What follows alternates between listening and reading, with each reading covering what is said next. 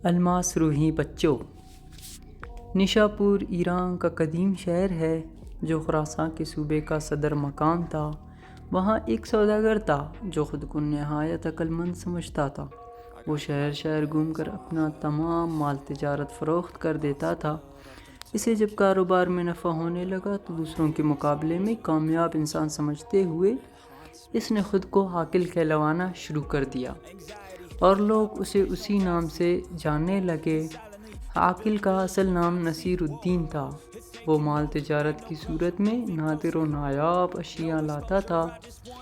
دیکھنے والے ان چیزوں کو دیکھ کر حیران رہ جاتے تھے، منہ مانگے دام دیکھ کر خرید لیتے تھے۔ ایک دن وہ بازار میں بیٹھا اپنے دوست سے بات کر رہا تھا۔ ایک چڑی مار اس کے قریب سے گزرا جو گا رہا تھا: سونے کی چڑیا، جادو کی پڑیا، بجھتا ہے گھنٹا دیتی ہے انڈا۔ اس نے جو یہ سنا تو اپنے دوست سے رخصت ہوا اور چڑی مار کے پیچھے چل دیا۔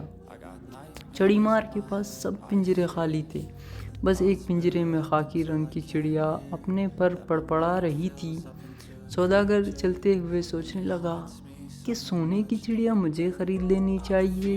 اگر یہ واقعی سونے کا انڈا دیتی ہے تو پھر مجھے اتنی محنت نہیں کرنا پڑے گی۔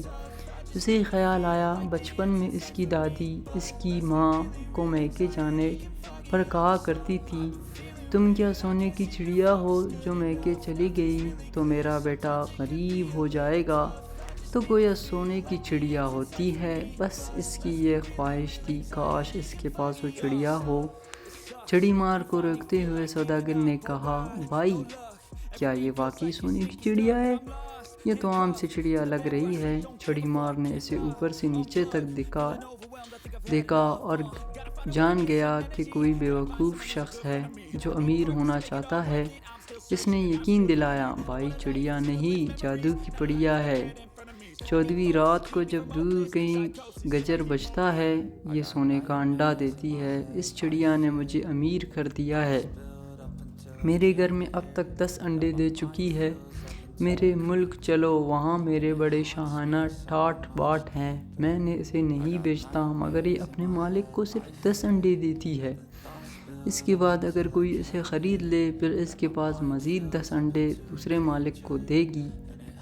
چڑی مار کی باتوں کو سچ سمجھ کر سوداگر نے چڑیا خرید لی اور اپنا سب کچھ چڑی مار کو بیچ دیا۔ چڑی مار اگلے روز بازار میں پھر کسی کو نظر نہ آیا۔ سارا مال و دولت گھر بار ایک چڑیا کے عوض چڑی مار کو فروخت کر کے سوداگر چڑیا کے پنجرے کے ساتھ ایک جھونپڑی میں رہنے لگا۔ دوستوں نے اسے بہت سمجھایا کہ اس نے گھاٹے کا سودا کیا ہے اور دھوکہ کھایا ہے، مگر سوداگر کا کہنا تھا وہ بہت سمجھدار ہے، وہ کبھی گھاٹے کا سودا نہیں کرتا۔ تم دیکھنا مجھے کتنا فائدہ ہوگا۔ سوداگر کو بس 14ویں رات کا انتظار تھا۔ آخر وہ رات آ گئی۔ سوداگر بہت خوش تھا کہ اس کی چڑیا آج سونے کا انڈا دے گی۔ پوری رات جاگتا رہا۔ چڑیا پنجرے میں کبھی سوتی اور کبھی پڑپڑاتی رہتی۔ آخر صبح ہونے لگی، گجر بجا اور سوداگر سو گیا۔ جب اس کی آنکھ کھلی اور وہ پنجرے کے پاس گیا تو پنجرے میں انڈا نہیں تھا۔ وہ سر پکڑ کر بیٹھ گیا، بہت پچھتایا اور اس نے سبق سیکھا: غیر ضروری خود اعتمادی، غرور و تکبر کبھی کبھار انسان کو پچھتانے پر مجبور کر دیتا ہے۔ تو دوستوں، اس سے ہمیں یہ سبق ملتا ہے کہ کبھی بھی لالچ نہیں کرنی چاہیے اور خود اعتمادی اچھی چیز ہے۔